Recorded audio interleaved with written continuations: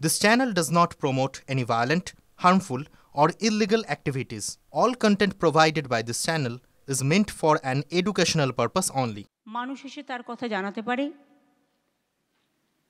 তার লোকাল এরিয়ায় যে সমস্যা, এটা বড় বড় প্রজেক্ট নয়, এটা হচ্ছে ছোট ছোট জিনিস পাড়ায় যেগুলো খুব ইম্পর্টেন্ট। ধরুন পাড়ায় একটা টিউবওয়েল খারাপ হয়ে গেছে, জল পাচ্ছে না লোকে। পাড়ায় একটা ছোট্ট রাস্তা আছে, সেই রাস্তাটা অল্পে হয়ে যায়।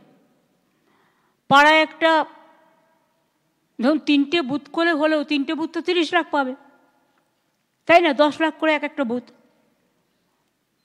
8,000 কোটি টাকার ওপর খরচা হবে। ধরুন কোনো একটা ICDS সেন্টার ভেঙে পড়েছে, এমনিতেই আমরা গভর্নমেন্টের টাকা দিয়ে এগুলো করি, কিন্তু এটা হচ্ছে পাড়ায় লোকাল লেভেলে যেগুলো ছোট ছোট প্রবলেম, এইটা দেখার জন্য।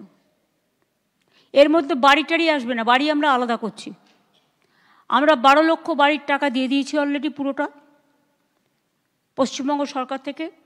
আরও 16 লাখ বাড়ির নেক্সট ডিসেম্বরে একটা কিস্তি পাবেন, এবং কাজটা এগিয়ে নিয়ে গেলে মে মাসে আর একটা কিস্তি পাবেন। অর্থাৎ 12 আর 16 28 লক্ষ হয়ে যাবে। আগে আমরা 45 লক্ষের ওপর করেছি। তারপরে যে লিস্ট বাকি থাকবে সেটা আমরা এই 28 লক্ষ হয়ে যাওয়ার পর ফেজ বাই ফেজ সেটাও আমরা দেখে দেব। কারণ আমরা চাই না গরিব মানুষের মাটির ছাদ ভেঙে পড়ে তাদের জীবন নষ্ট হয়ে যাক। আপনারা জানেন যে আমার পাড়া আমার সমাধান, এটা 2রা আগস্ট থেকে শুরু হবে, এবং এটা আমি চাই পুজোর কদিন মাত্র ছুটি থাকবে, 7 দিন, মহালয়ের দিন থেকে, লক্ষ্মী পুজোর পর দিন থেকে আবার চলবে। কালী পুজোর 2 দিন আগে থেকে বন্ধ থাকবে, আবার কালী পুজো হয়ে গেলে চালু হবে। টাইম নেই, নভেম্বরের লাস্ট উইকের মধ্যে শেষ করতে হবে।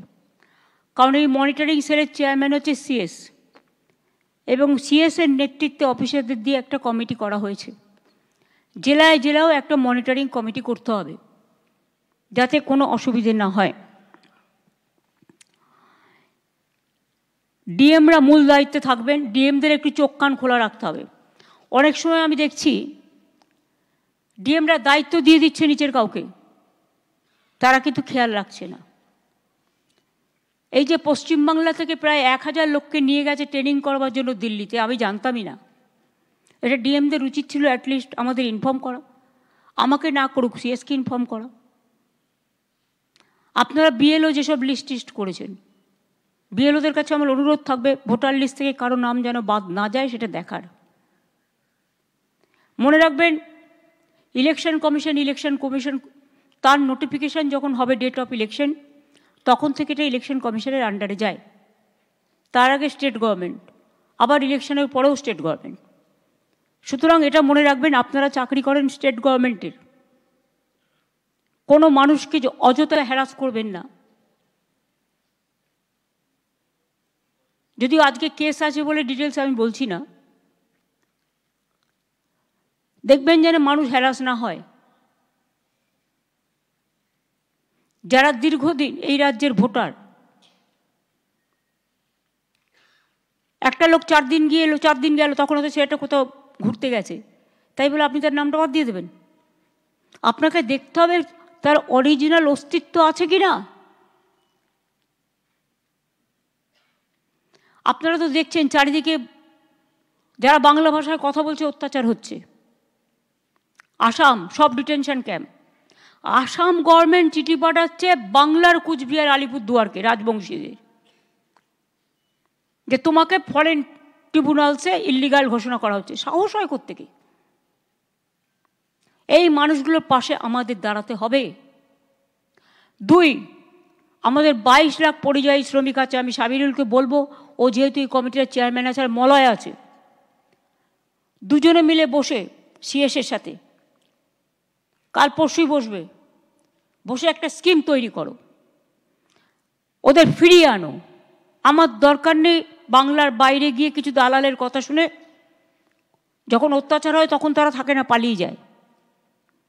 বাচ্চাদের পর্যন্ত অত্যাচার থেকে রেহাই দেয়নি, মহিলাদেরও না। গুরগাঁওতে হরিজানায় 10টা ডিটেনশন ক্যাম্প করে লোক রেখে দিয়েছে। আসাম, রাজস্থান, মধ্যপ্রদেশ, ইউপি, দিল্লি, গুজরাট, মহারাষ্ট্রে একজনকে কাগজে দেখলাম কুচি কুচি করে খুন করেছে, করে বস্তার মধ্যে রেখে দিয়েছে। এটা কখনো মানা যায় না। রাজবংশীদের উপর অত্যাচার হচ্ছে, মতুয়াদের উপর হচ্ছে, তপশিলি নিম্ন শীল পরিবার তাকেও চিঠি দিয়েছে। সংখ্যালঘুরা তো আছেই, এটা ওদের আইডেন্টিফাইড ব্যাটল। কিন্তু মনে রাখবেন, লিঙ্গুইস্টিক মাইনরিটির মধ্যে সংখ্যালঘু যেমন পড়ে, খ্রিস্টানও পড়ে, পাঞ্জাবিও পড়ে, আমাদের এখানে অন্যান্যরাও পড়ে, বুদ্ধিস্টরাও পড়ে, নেপালিরাও পড়ে। এটা মাথায় রাখতে হবে। দলিত এবং তপশিলীদের ওপর খুব অত্যাচার হচ্ছে। এই মানুষগুলোর পাশে আমাদের দাঁড়াতে হবে। একটা স্কিম তৈরি করা হোক, যেটা হচ্ছে যারা আসতে চায় তাদের ফিরিয়ে আনার ব্যবস্থা আমরা করব। আমরা কারো কাছে ভিক্ষে চাইব না। দুই হচ্ছে, তারা ফিরে এলে তাদের নিশ্চয়ই এখানে থাকার জায়গা আছে, না থাকলে আমরা ক্যাম্প করে দেব। তাদের রেশন কার্ড যাতে রেশনটা পায়, স্বাস্থ্যসাথী কার্ড ইমিডিয়েট ক্যাম্প করে দেবে। আর হচ্ছে তাদের আমরা কর্মশ্রী যে জব কার্ড হোল্ডার আছে, ইমিডিয়েট জব কার্ড হোল্ডারে সব কটাকে ঢোকাবো যাতে তারা কাজ পায়। আগের বার কর্মশ্রী, যেটা আমাদের 100 দিনের কাজ বন্ধ করে দিয়েছে সেন্ট্রাল গভর্নমেন্ট, ওরা বাংলার আবাস বন্ধ করে দিয়েছে, গ্রামীণ রাস্তা বন্ধ করে দিয়েছে, এখন জল মিশনের টাকাও বন্ধ করে দিয়েছে। সুতরাং মাথায় রাখতে হবে, সবটাই কিন্তু আমরা রাজ্য সরকার থেকে করছি। বড় কাজ আমরা অনেক করেছি, অনেক প্রসেসেও আছে। বড় কাজের জন্য না এগিয়ে ছোট ছোট কাজগুলো করুন। পঞ্চায়েত সমিতিতে যারা আছেন, আগে কিচ্ছু পেতেন না আপনারা, আমরা ফাইট করে ফাইন্যান্স কমিশন থেকে 15% আপনাদের দেওয়া হয়েছে। জেলা পরিষদও 15% পাচ্ছেন। লোকাল কাজগুলো আপনারা করুন, বড় বড় কাজগুলো তো গভর্নমেন্ট করে। আপনি খরচা করুন লোকাল এরিয়ায়, বিল্ডিং বেশি বানাবেন না, রাস্তা করুন, আলো করুন, জল করুন। যে স্কুলটার ছাদ দিয়ে জল পড়ছে সেই ছাদটা সারান। আইসিডিএস সেন্টার যদি জল পড়ে থাকে সেইটাকে দেখুন। এগুলোকে আমরা আমাদের পাড়া আমাদের সমাধানেও ঢুকিয়েছি, এগুলোকে দেখে নিতে হবে ভালো করে। আমি যেটা 25-26 সালের 31শে ডিসেম্বর মধ্যে সব স্কিম যা আমরা অ্যানাউন্স করেছি শেষ করতে হবে। এখন বর্ষাকাল, এখন গাছ পোঁতা ছাড়া অন্য কাজ হয় না, আর ইরিগেশনের কাজ ছাড়া। অন্যান্য কাজ যত বাকি আছে, যেগুলো আমাদের হাতে আছে, টেন্ডার করে রেডি করতে হবে, যাতে বর্ষা চলে গেলেই কাজগুলো পটাপট হয়ে যায়। টাইম নষ্ট করব না, বর্ষার মধ্যেই যেন টেন্ডার শেষ করে। সমন্বয় পোর্টালের মাধ্যমে আমি কিন্তু 14 বছরে যে প্রকল্পগুলো শিলান্যাস করেছি আমার কিন্তু নজরে আছে। বীরভূম জেলার জন্য ঘোষিত 1350টি প্রকল্পের মধ্যে 1227টি প্রকল্পের কাজ শেষ হয়েছে 91%। 123টি প্রকল্পের কাজ শেষ হয়নি সময়ে, যেটা 3 বছরের বেশি দেরি হয়েছে। 92টি প্রকল্পে 1 বছরের বেশি দেরি হয়েছে, এবং 123টি প্রকল্পের কাজ শেষ করা যায়নি। তার মধ্যে 46টি এডুকেশন ডিপার্টমেন্টের। এডুকেশন ডিপার্টমেন্টকে বলো to be more active and to be proactive, কাজগুলো ইমিডিয়েট করতে। আমি একটা কথা আপনাদের বলবো, কর্মশ্রী প্রকল্পে, যেটা 100 দিনের কাজ বন্ধ করে দেওয়ার পরে 50 দিনের কাজ দেওয়ার জন্য আমরা কর্মশ্রী চালু করেছি জব কার্ড হোল্ডারদের। গত বছর আমরা 77 লক্ষ জব কার্ড হোল্ডারদের কাজ দিয়েছি, এবং প্রায় আমরা টাকা খরচ যেটা করেছি সেটা হচ্ছে, আমরা মোট কত টাকা খরচা করেছি, আমরা 8,334 কোটি টাকা 24-25-এ, 25-26-এ এখনো পর্যন্ত 728 কোটি 62 লক্ষ টাকা। ম্যান্ডেট ক্রিয়েট হয়েছে, এখনো পর্যন্ত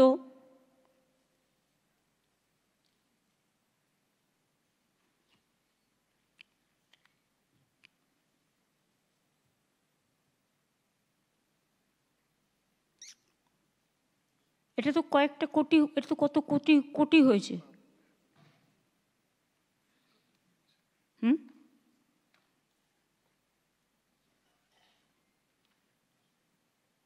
75 কোটি না 80 কোটি ম্যান্ডেট তৈরি হয়েছে। হ্যাঁ, 75 কোটি ম্যান্ডেট তৈরি হয়েছে। আর আমি বীরভূম জেলাকে যেটা বলবো, এখনো পর্যন্ত এই বছরে 34 দিনের কাজ হয়েছে অন্য জেলায়, কিন্তু আপনাদের জেলায় 32 দিনের হয়েছে। আপনার জেলায় পরিযায়ী শ্রমিকের সংখ্যা বেশি। আগের বার কিন্তু আমরা 58 দিন পর্যন্ত কাজ করেছি, 50 দিন বললেও।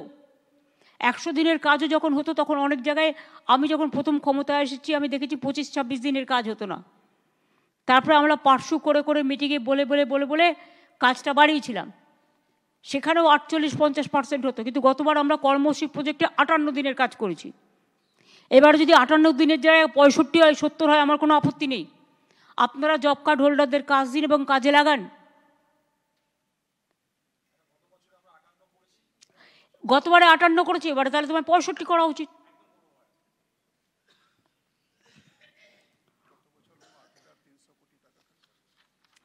গত বছর আমরা 8,300 কোটি টাকা এর জন্য খরচ করেছি, কর্মশ্রী শুধু। বাড়ির জন্য আমরা প্রায় 14,000 কোটি টাকা অলরেডি খরচ করেছি নিজস্ব টাকায়। তার মধ্যে বীরভূম জেলায় পেয়েছে 620 কোটি 50 লক্ষ টাকা। দ্বিতীয় কিস্তি 16 লক্ষ পরিবারের প্রথম কিস্তি পেয়ে যাবে ডিসেম্বরে, আর সেকেন্ড ফেজ পেয়ে যাবে, প্রথম ফেজ পাবে ডিসেম্বরে, আর সেকেন্ড ফেজ পাবে মে মাসে। তাহলে 28 লক্ষ হয়ে গেল। এরপরে যেটা বাকি থাকবে, লোকের কমপ্লেন থাকবে, দুয়ারে সরকারও সাথে সাথে হবে। আমার সমাধান, যারা মনে করবেন তারা সেখানে যাবেন, গিয়ে তাদের সাজেশনও দেবেন, বাট দেখবেন লোকাল মানুষ যেটা বলছে সেটা শুনবেন। কেউ যেন গিয়ে কোনো হট্টগোল করতে না পারে। যারা হট্টগোল করবে তাদের আগে থেকে বলে দেবেন, দয়া করে ঝামেলা সৃষ্টিকারীরা আসবেন না, মানুষের কাজ করতে দিন।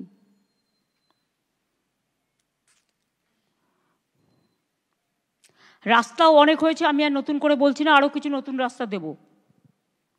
জল স্বপ্ন প্রকল্পে আমরাই প্রায় 90% টাকা খরচ করি। কি করে? অঙ্কটা দেখায় আমরা 60, ওরা 40, কিন্তু ল্যান্ড দিতে হয় আমাদের। পাইপের টাকাটা যদি ধরেন, যেখান দিয়ে যাচ্ছে, ল্যান্ডের টাকাটা যদি ধরেন, মেনটেনেন্স খরচ ধরেন, তাহলে দেখবেন 90% টাকা আমাদের দিতে হচ্ছে।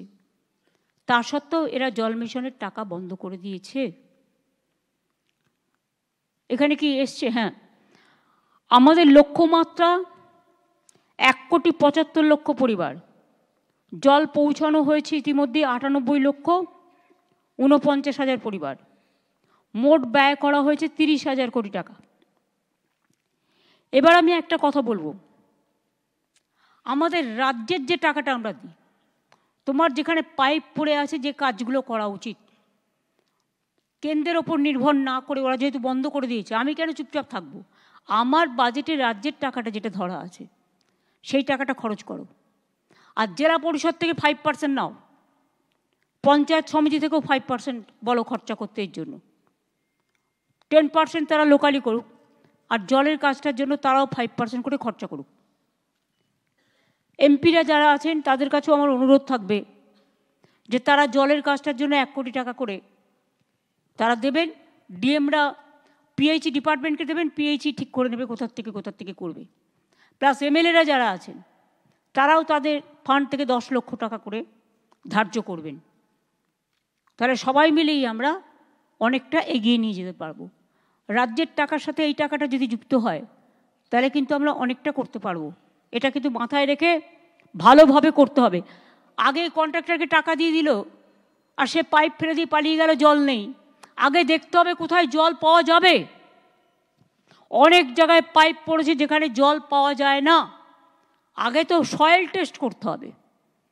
আর যেখানে যেখানে এই প্রবলেমটা আছে, হাউ টু সলভ ইট, এটা দরকার হলে কনভার্জেন্স করে করতে হবে। কিছুটা আরবানের হেল্প নিতে হবে, কিছুটা মিউনিসিপ্যালিটির হেল্প নিতে হবে, কিছুটা জেলা পরিষদের হেল্প নিতে হবে, কিছুটা ইরিগেশনের হেল্প নিতে হবে। 4-5টা ডিপার্টমেন্ট মিলে কনভার্জেন্স করে কাজটা করতে হবে। মাইনরিটিসরাও তাদের একটা ফান্ড আছে, যা দিয়ে আমরা অনেক কাজ করি। ট্রাইবালদেরও একটা ফান্ড আছে, এসসিদেরও আছে, নানা রকম কমিশন আছে। এদের কাছ থেকেও একটা কনভার্জেন্স করো, মাইনরিটি ডিপার্টমেন্টকে ধরো, এসসিকে ধরো, এসটিকে ধরো, সব একসাথে কনভার্জেন্স করে এটা আমাদের করতে হবে। 2500 কোটি এক্সট্রা দিয়েছি, কিন্তু আমার কথা হচ্ছে আমাদের টাকাগুলো দিয়ে কাজগুলো করে দাও। ল্যান্ড তো আমাদের, পাইপ তো আমাদের, মেনটেনেন্স তো আমাদের, যেটা পড়ে আছে। আর প্লাস আমি এটা সকলকে রিকোয়েস্ট করব, আমাদের জেলা পরিষদগুলো যেখানে আছে তারা 5%, পঞ্চায়েত সমিতি যারা আছে তারা 5%, তারা পিএইচই ডিপার্টমেন্টকে ডিএমের থ্রুতে কাজটা করবে।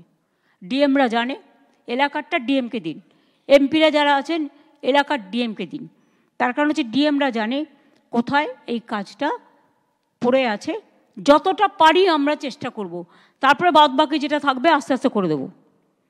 দেউচা পাঁচমিতে 35,000 কোটি টাকা বিনিয়োগ হচ্ছে, 1 লক্ষ মানুষের কর্মসংস্থান হবে। তাছাড়াও আশেপাশে অনেক কোল মাইন্সও হবে। আমি আমেদনগর যে জায়গাটা, আমেদপুর, যেটা আমাকে বারবার কেষ্ট বলেছিল ওই সুগার মিলের জায়গাটা, ওখানে আমরা ইন্ডাস্ট্রিয়াল পার্ক করছি। অলরেডি এমএসএমই ডিপার্টমেন্টকে ইনস্ট্রাকশন দেওয়া হয়ে গেছে। তাতে কী হবে, তাতে অনেক মানুষের কর্মসংস্থান হবে। প্লাস দেউচা পাঁচমি তো আপনাদের একটা পুরো কী আর বলবো, এটা একদম আপনাদের রত্ন এবং সারা পৃথিবীর দ্বিতীয় বৃহত্তম, এবং গ্লোবাল টেন্ডারও ডাকা হয়েছে, তার প্রসেস চলছে। এছাড়াও যেটা বাসাল্ট পাথর মাইনিংয়ের কাজও শুরু হয়েছে গভর্নমেন্টের যে জায়গা আছে তাতে। আমি দেউচা পাঁচমির সকল আদিবাসী ভাই বোনেদের, সংখ্যালঘু ভাই বোনেদের, তাছাড়াও যারা আছেন সকলকে আমি কৃতজ্ঞতা এবং ধন্যবাদ জানাবো যে তারা আমাদের যে রিহ্যাবিলিটেশন প্যাকেজ চালু করেছি তাতে তারা অংশগ্রহণ করেছেন। স্থানীয় এলাকা উন্নয়নের জন্য আমরা 19 কোটি টাকা খরচা করছি, যাতে রাস্তা, পানীয় জল, স্কিল ডেভেলপমেন্ট ট্রেনিং, জাহের থান, স্কুল, শিশু উদ্যান, ইলেকট্রিসিটি সব হয়। হসপিটালও করে দেবো, ওটা আমি আলাদা করে করব। 326, একটা তো হচ্ছে 12 একর জায়গায় বেসাল্ট পাথর মাইনিং হচ্ছে। এছাড়াও 314 একর জমিতে ব্যাসল্ট পাথর মাইনিংয়ের কাজের জন্য টেন্ডার করা হচ্ছে। ভূগর্ভস্থ কোল মাইনিংয়ের জন্য 2024 সালের ডিসেম্বর মাসে গ্লোবাল টেন্ডার আহ্বান করা হয়েছে, যাতে কোনো হ্যাঙ্কি ফ্যাঙ্কি না হয়। আশা করি খুব তাড়াতাড়ি এটা সেটেলড হবে। এছাড়াও রিহ্যাবিলিটেশন প্যাকেজের মধ্যে টাকা ঘরটর ছাড়াও 1482 জনকে চাকরিও দিয়েছে। আপনারা সরাসরি দেখছিলেন বীরভূমে প্রশাসনিক বৈঠকে মুখ্যমন্ত্রী মমতা বন্দ্যোপাধ্যায়। আমরা এদিকে নজর রাখবো, তবে একটু নবান্ন অভিযানের দিকেও আমরা নজর রাখি। নিষেধাজ্ঞা উপেক্ষা করেই নবান্ন অভিযান 5টি সংগঠনের, দেখুন, অনুমতি না পেলেও নবান্ন অভিযানে অনড় এবং 5টি সংগঠনের 2 প্রতিনিধি আমার সঙ্গে রয়েছেন। আর সুশোভন এবং মধুকল্পিতা আমার সহকর্মীও রয়েছেন আমাদের সঙ্গে। আমি একবার প্রথমে সুশোভনের কাছে চলে যাবো। সুশোভন, কি চলছে, কি দেখতে পাচ্ছ?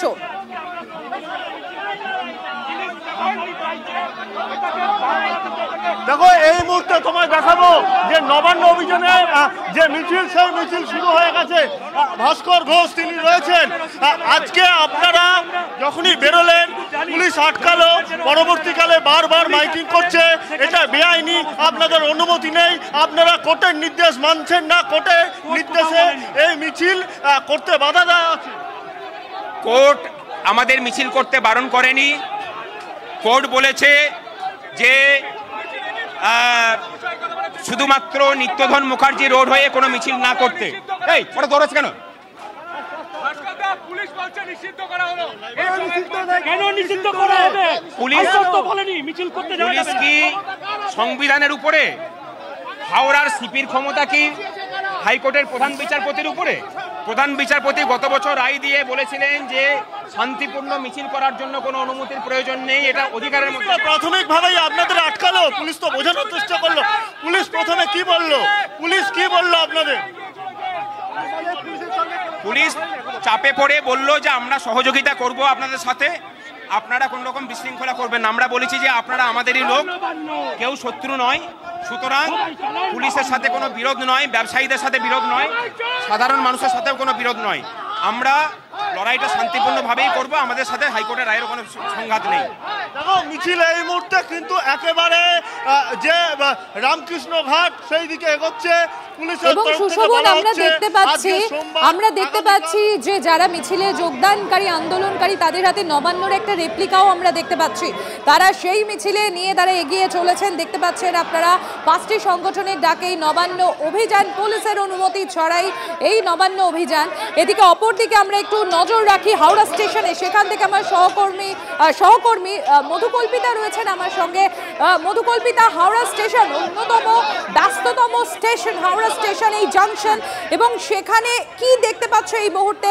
পুলিশি কড়া প্রহরা আমরা দেখতে পাচ্ছি, আর কি নজরে আসছে তোমার, কি চলছে ওখানে?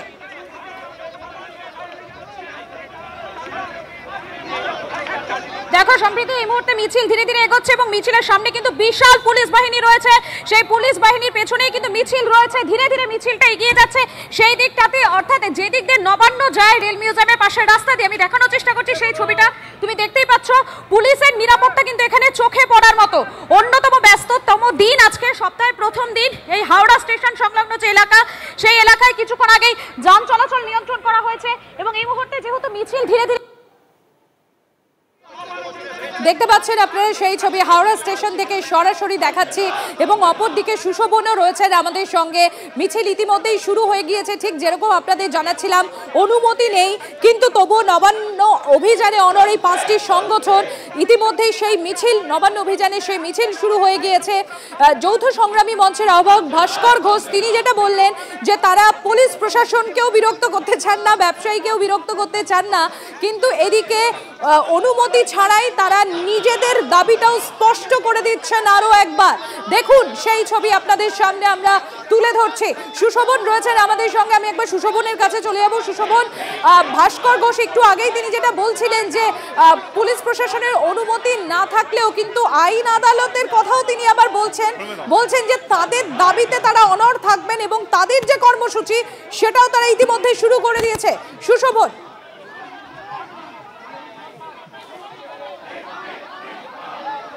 একেবারে একদিকে যেমন কর্মসূচি শুরু হয়েছে, তোমাকে একটু আগে ছবি দেখাচ্ছিলাম, আমার চিত্র সাংবাদিককে বলবো যে মিছিলে আরেকটা প্রান্ত দেখানোর জন্য একেবারে পুলিশের যে উপস্থিতি আমার সহকর্মী মধুকল্পিতে যেমন বলছিল তা চোখে পড়ার মতো। আর এই যে মিছিল যে রাস্তা দিয়ে যাবে সেই রাস্তায় কিন্তু ড্রোন চালানো হচ্ছে, অর্থাৎ পুলিশ এই মিছিলের প্রত্যেকটি ভিডিওগ্রাফি রাখছে। প্রত্যেকটি পুলিশের ভাষায় বলতে গেলে পুলিশ কিন্তু এই মিছিলের প্রত্যেকটি এভিডেন্স তারা ইতিমধ্যে সংগ্রহ করে রাখছে। তুমি দেখতে পাচ্ছ একাধিক আইপিএস পদমর্যাদার অফিসার প্রত্যেকটি পুলিশকে কিন্তু তার সঙ্গে নিয়ে যাচ্ছে। এই রাস্তা দিয়ে গেলে প্রথমে রামকৃষ্ণপুর ঘাট, সেইখানেই কিন্তু একটি ব্যারিকেড রয়েছে। সেই দুটি ব্যারিকেড কিন্তু যদি অতিক্রম করা যায় তাহলে ফরশোর রোড, সেখানে কিন্তু ব্যারিকেড আরও মজবুত, অর্থাৎ সময়ের সঙ্গে সঙ্গে বোঝা যাবে যে কোন ব্যারিকেডে গিয়ে আন্দোলনকারীরা তাদের কি ভূমিকা রাখেন। সব মিলে কিন্তু একদিকে যেমন পুলিশের ছবি দীর্ঘ সময় আপনাদের জানিয়ে রাখি জমায়েতের উপর নজর রাখা হচ্ছে ড্রোনের মাধ্যমে। 10টি ড্রোন নজরদারি চালাচ্ছে, ঢালাই করে বসানো হয়েছে লোহার বিম। এমনকি একটু আগেই সুশোভন যেরকম তুলে ধরছিলেন যে ফরশোর রোডে সেখানে লোহার ব্যারিকেড দেয়া হয়েছে, গজাল দিয়ে লোহার ব্যারিকেড বসানো হয়েছে। যেহেতু পুলিশের অনুমতি নেই এবং নিষেধাজ্ঞা উপেক্ষা করেই এই নবান্ন অভিযান করছে 5টি সংগঠন, পুলিশ প্রশাসন সদা সতর্ক। সুশোভন তুমি সঙ্গে থাকো, আমি একবার মধুকল্পিতার কাছে চলে যাবো। মধুকল্পিতা,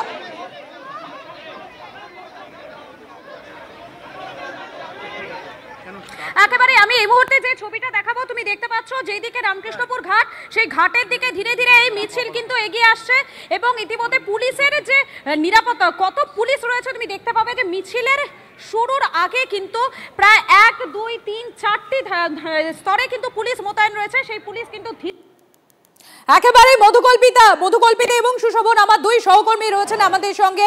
আমরা সরাসরি নজর রাখবো এদিকে, একবার দেখে নি এই মুহূর্তের হেডলাইন্স কি।